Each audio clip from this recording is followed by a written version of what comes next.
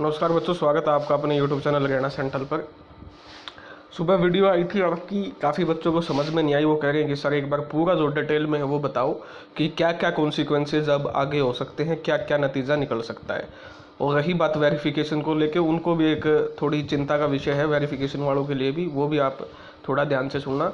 रही बात आपकी दोबारा से मैं बता देता हूँ, हरियाणा सीईटी संघर्ष क्वालिफाइंग समिति की जीत हुई है। हरियाणा के हर बच्चे की जीत हुई है जो ये चाहता था पेपर फेयर तरीके से हो, हर एक बच्चा जेन्युइन लगे।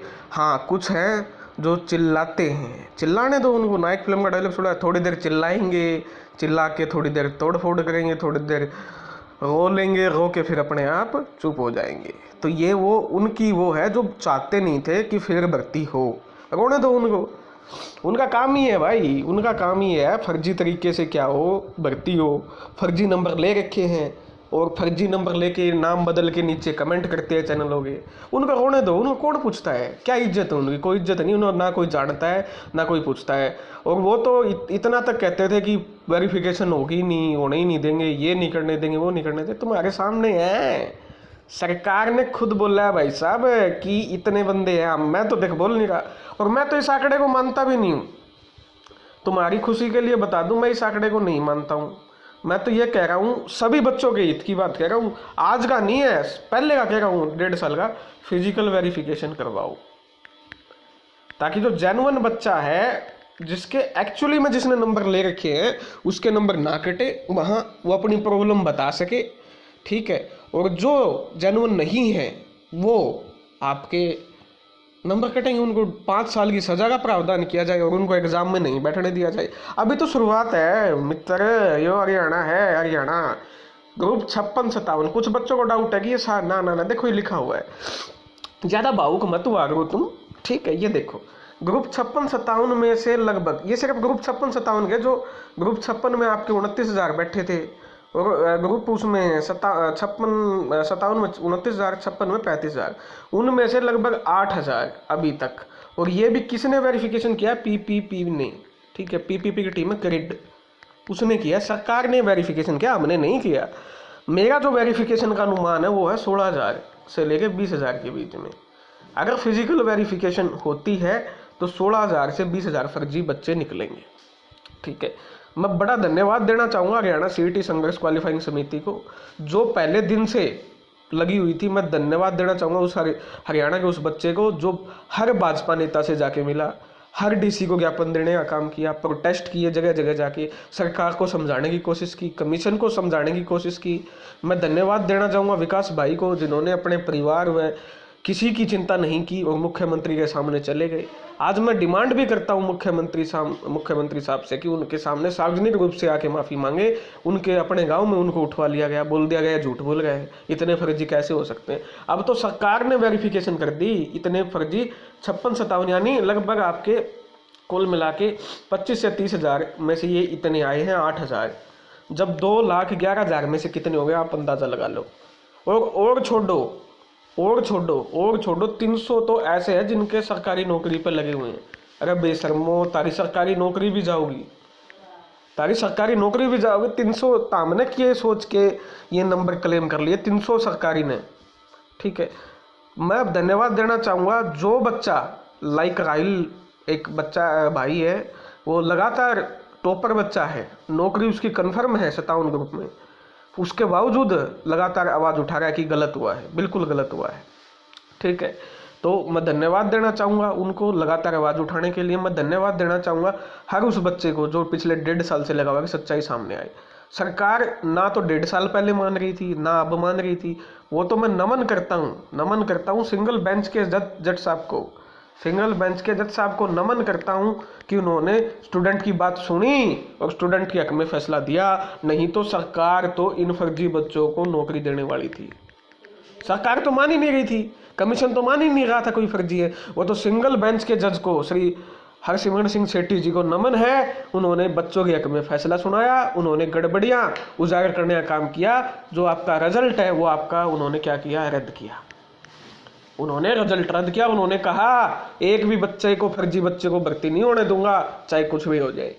और उन्होंने रिजल्ट रद्द किया, और रिजल्ट रद्द करने के बाद सरकार रातों रात भागी। और जानबूझ के 56-57 का पेपर लिया सरकार ने, कमीशन ने, क्योंकि सरकार और कमीशन मान नहीं रहा था। सरकार कमीशन कह रहा था ये तो विपक्ष है, सरकार और कमीशन तो ये कह रहा था ये विपक्ष है। अब ये डाटा भी विपक्ष ने दिया है, ये डाटा भी तो ये डाटा जो HSSC कमीशन है ये विपक्षी तो है HSSC कमीशन। अब HSSC कमीशन को जेल में डाल दो, जिसने ये वेरिफिकेशन की है हरियाणा प्रचार पत्र अथॉरिटी, उसको जेल में डाल दो, क्योंकि आपको तो उठवाने की आदत है भाई, उठो, किसी को भी उठवा सकते हैं, ठीक है, तो उनको जेल में डाल दो। तो मैं धन्यवाद देना चाहूँगा उस हर बच्चे को जिसकी जीत हुई है। अब जो होगा यहाँ से मैं आपको समझा देता हूँ क्या था। आपका 4 अगस्त ने सिंगल बेंच ने क्या कहा था, 4 अगस्त ने सिंगल बेंच ने ये कहा था कि आप पेपर मत करवाइए, ठीक है, बड़े लेवल पे घपलेबाजी है, बड़े लेवल पे फर्जीवाड़ा है, जब तक आप सोशियो इकोनॉमिक की जांच नहीं कर लेते, फिजिकल वेरिफिकेशन नहीं कर लेते 5 नंबरों की, तब तक आप एग्ज़ाम मत करवाइए। एजी साहब क्या कहते हैं पता है, at this point physical verification is not possible. उन्होंने कहा वेरिफिकेशन पॉसिबल नहीं है, हम आगे बढ़ चुके हैं। अब कोर्ट में ये जवाब उनसे सवाल पूछा जाएगा दोबारा से, क्या आप इन फर्जी बच्चों को लगवाना चाहते थे, इसलिए आप वेरिफिकेशन नहीं करवा रहे थे, इसलिए बच रहे थे क्या वेरिफिकेशन से, इसलिए कोर्ट में बोला था कि हम वेरिफिकेशन नहीं करवाएंगे ताकि ये फर्जी जो बच्चे हैं ये नौकरी लग जाए, और जो जेन्युइन बच्चा है, गरीब का बच्चा है, वो नौकरी से रह जाए। नहीं माने, जज साहब सेटिस्फाई नहीं हुए, उन्होंने कहा इसमें बड़ा फर्जीवाड़ा, क्योंकि सबूत तो पहले भी बहुत ज़्यादा थे, सबूत दिए, सरकार कहती है तो इन भावना से सबूत दिए गए हैं, सरकार नहीं मानी, ना कमीशन माना, ठीक है जी। अच्छा, जज साहब मान गए हाई कोर्ट के, उन्होंने कहा जो ये बच्चे हैं ये सही है, इनकी हर एक बात सही है, मैं रिजल्ट रद्द करता हूँ। जो CET का रिजल्ट है परी का, उन्होंने रिजल्ट रद्द कर दिया, क्वैश कर दिया रिजल्ट को, और कहा कोई भी पेपर नहीं होगा। सरकार के चुलमुलाटी देखिए आप कितनी, रातों रात भागती है डबल बेंच में, कहती है कि अब पेपर लेंगे तो 5 को लेंगे, नहीं तो जमीन इधर से उधर हो जाएगी। क्यों इतनी जल्दबाजी दिखाई? आज आप हरियाणा के सारे बच्चे इस चीज़ को समझ सकते हो क्यों दिखाई थी क्यों वो जल्दबाजी दिखाई गई थी। आप खुद इतने समझदार हो, वो जल्दबाजी इसलिए दिखाई गई थी कि ताकि ये सारे जो फर्जी बच्चे हैं ये पेपर में भर्ती हो जाए। ये इसलिए होगा तो रात हाईकोर्ट में भागे थे। सवाल उठेगा, सरकार को जवाब देना चाहिए, कमीशन को जवाब देना चाहिए। चलो रात को भागे, डबल बेंच ने कहा ठीक है भैया, आपने, उन्होंने हाथ जोड़े, पैर जोड़े, कहा करोड़ों रुपए हमने खर्च कर रखे हैं, करोड़ों रुपए पेपर लेने के लिए। डबल बेंच ने कहा रिजल्ट रद्द है, तब तक रिजल्ट रद्द रहेगा, तब तक मान लो पेपर ले लो आप, कोई बात नहीं, मान लिया 56-57, लेकिन अगर कल को फैसला आता है तो इसके खिलाफ आता है तो 56-57 का पेपर रद्द करना पड़ेगा, ठीक है। वो जो पेपर 5 को होना था वो इन्होंने 7 को कर दिया, और 6 वाला पेपर इन्होंने लिया ऐसे का ऐसा, 57 ग्रुप का, यहाँ 56 ग्रुप का। ये जो 6 को पेपर था, इसी में से भाई साहबों ने 41 क्वेश्चन रिपीट कर दिए, मोर देन 5 सब्जेक्ट के क्वेश्चन रिपीट कर दिए, math, reasoning, English, Hindi, rural marketing, more than 5 subject के।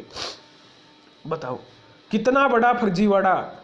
और वही एजेंसी TGT का पेपर लेती है आपके 11 पेपर, 1100 क्वेश्चन, और वही एजेंसी आपका फोरेंसिक लैबोरेटरी के 4 पेपर लेती है, एक भी क्वेश्चन रिपीट नहीं होता। यहीं पे क्वेश्चन रिपीट क्यों होता है? बवाल हुआ हरियाणा में, 10 दिन वेट किया बच्चों ने कि सरकार कोई फैसला लेगी नहीं लेगी। सरकार ने डर में फैसला नहीं लिया। डर किस चीज़ का? अगर 56 और 57 का पेपर कैंसिल कर देती तो फिर सभी बच्चों को एग्जाम में बिठाना पड़ता। इस डर में सरकार ने पेपर कैंसिल नहीं किया। बच्चों ने वेट किया 10-12 दिन, वेट करने के बाद बच्चे हाईकोर्ट गए। जब हाईकोर्ट गए तो फिर सुनवाई स्टार्ट हुई, सरकार को डांट पड़नी स्टार्ट हुई। सरकार बोली एजेंसी से जवाब नहीं आया है, फिर आगे की डेट मिली, जवाब एजेंसी से आया। अब जब जवाब आया तो कहती है कि हमने, HSSC बोलते हमने तो एजेंसी को माफ़ कर दिया। किसने कहा आपको माफ़ करने के लिए? कोर्ट ने बोला आपको माफ़ करने के लिए। जो हजारों लाखों युवाओं के भविष्य से खेल गई एजेंसी, उसको आपने माफ़ कर दिया। और हरियाणा का बच्चा 2 साल से माफ़ी मांग रहा है आपसे, पेंडा छुटकारा चाहता है, उसको आपने माफ़ नहीं किया। तो ये सिनेरियो चला। इस केस के साथ टोटल 21 केस CET पे चल रहे हैं, टोटल 21 केस में सबसे बड़ा केस ये आर्थिक मानदंड का था। लगातार इस पे आवाज़ उठाई जा रही थी। सबसे बड़ा केस ये था कि आपने 95 नंबर का पेपर लिया प्लस 5 दे रहे हो, टीजीटी का पेपर लिया, इसमें से आपने कट ऑफ लगाई, कट ऑफ के बाद आपने स्टूडेंट बुलाए, जो स्टूडेंट बुलाए थे उनके 5 नंबर जोड़े। ऐसा ही आपने सीईटी में करना चाहिए था, लेकिन इन्होंने नहीं किया। इन्होंने 95 पेपर लेके साथ ही में 5 नंबर जोड़ दिए, जिससे जो जेन्युइन बच्चे थे वो बाहर हो गए और जो फर्जी बच्चे थे वो अंदर आ गए, और साथ में 2.5 नंबर बाद में दे रहे हैं। बताओ ऐसा भारत में कौन सा कमीशन है जो 7.5 नंबर फ्री के देता है, वो भी फर्जी बच्चों को, मैक्सिमम फर्जी बच्चों को। ये केस चल रहा। उसके बाद ग्रुप 56 में आपकी 29 अलग अलग प्रकार की कैटेगरी थी। कानून गो की अलग कैटेगरी है, ठीक है, तहसील वेलफेयर ऑफिसर की अलग कैटेगरी। इसमें आपकी बीए प्लस में सोशियोलॉजी और इकोनॉमिक्स से होनी चाहिए, सिंपल बीए भी एलिजिबल नहीं है इसमें। फीमेल सुपरवाइजर, इनकी एक कट ऑफ लगा रखी है भाई साहबों ने। इसमें तो फीमेल चाहिए हैं, इसमें तो सिर्फ वो कैंडिडेट चाहिए जो ऑलरेडी पटवारी हैं, ऑलरेडी जो लगे हुए हैं।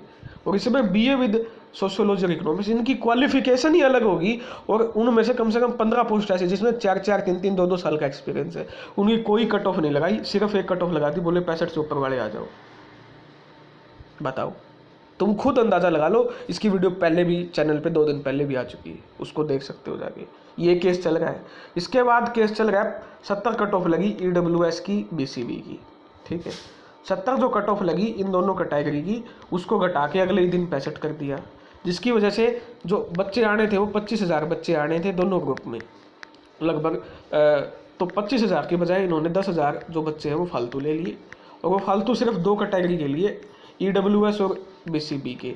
इन्होंने कोई रिजर्वेशन फॉर्मूला नहीं बताया। चेयरमैन का मेरे पास इंटरव्यू मौजूद है, इंडिया न्यूज़ ने इंटरव्यू लिया था, आज भी मेरे पास अवेलेबल। उन्होंने कहा था हम अभी निकाल रहे, अभी डाल रहे हैं वेबसाइट पे कि हमने कौन सा फॉर्मूला लगाया।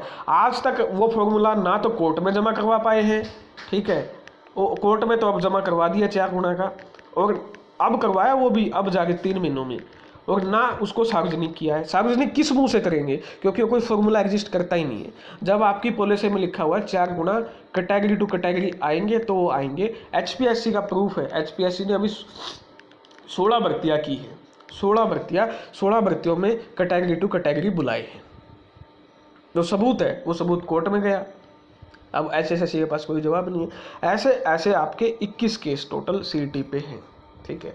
और अब जो सबसे बड़ी रोमांचक चीज़ निकल के सामने आई है, जो हरियाणा के बच्चों की जीत हुई है, वो ये हुई है अभी सरकार ने ग्रुप 56-57 के 8,000 बच्चे फर्जी मिले हैं। अब जो 56-57 का है उसमें से 8,000 फर्जी हैं, तो इसका मतलब ये दोनों कैंसिल होंगे। कोई रास्ता ही नहीं बचता भाई। 8,000 उन बच्चों ने एग्जाम दिया है जो फर्जी हैं, ठीक है, फर्जी हैं जो। इनकी जगह 8,000 जो जेन्युइन बच्चे थे उनका एग्जाम सरकार ने नहीं लिया। सरकार पे और कमीशन पे बहुत बड़ा केस चलना चाहिए कि 8,000 बच्चों का उन्होंने, जो जेन्युइन बच्चे थे उनका एग्जाम उन्होंने नहीं लिया, 8,000 जेन्युइन। और ये तो सिर्फ बिना फिजिकल वेरिफिकेशन किया। जब फिजिकल वेरिफिकेशन होगी ऑन द ग्राउंड तो ये 16,000 का डाटा जाएगा, 16,000 का, ठीक है। तो इन 8,000 बच्चों का पेपर हुआ। 56-57 तो वैसे भी कैंसिल होने थे, क्योंकि 41 क्वेश्चन रिपीट थे, नंबर एक बात। नंबर दूसरी बात, पहले ही रिजल्ट रद्द कर रखा सिंगल बेंच ने, और अब ये आपके 8,000 फर्जी हो गई। 3 बड़े सबूत आपके मिल चुके हैं। पेपर तो 101% कैंसिल होंगे। कोई कितना ही चिल्ला ले, कोई कितना ही रोले, कोई कितना ही पंचकूला जाए, कोई कितना ही कुछ कर ले, ये पेपर दोबारा होंगे, क्योंकि 8,000 फर्जी हैं। इनकी जगह 8,000 जेन्युइन बच्चे आएंगे या तो, और उसके बाद 41 क्वेश्चन रिपीट है, उसकी न्यायिक जांच हुई नहीं है, रिजल्ट पहले ही रद्द है। 56-57 कैंसिल, प्लस में सभी को मौका मिलेगा। अब बात आती है प्रेफरेंस की, ठीक है। प्रेफरेंस ध्यान से बढ़ना। ये जो सोच रहे हैं ना 56-57 कैंसिल नहीं होगा, मैंने बता दिए 3 कारण हैं 56 और 57 के कैंसिल होने के। तीनों कारण मैंने बता दिए। तो अब प्रेफरेंस अपने इस हिसाब से नहीं बढ़ना कि भाई मेरे नंबर तो 99 हैं, मेरे नंबर तो 92 हैं, क्योंकि ये पेपर दोबारा से होगा। प्रेफरेंस उस हिसाब से बढ़ना, सोच समझ के, कभी ये पेपर दोबारा हो जाए और तुम्हारा स्कोर 40-45 आए, ठीक है।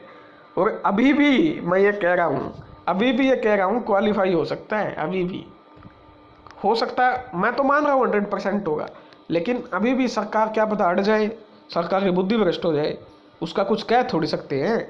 तो इसलिए मैं कह रहा हूँ सारी चीज़ों को ध्यान में रख के अपनी पोस्ट प्रेफरेंस भरना, कहीं बाद में फिर होते फिरो।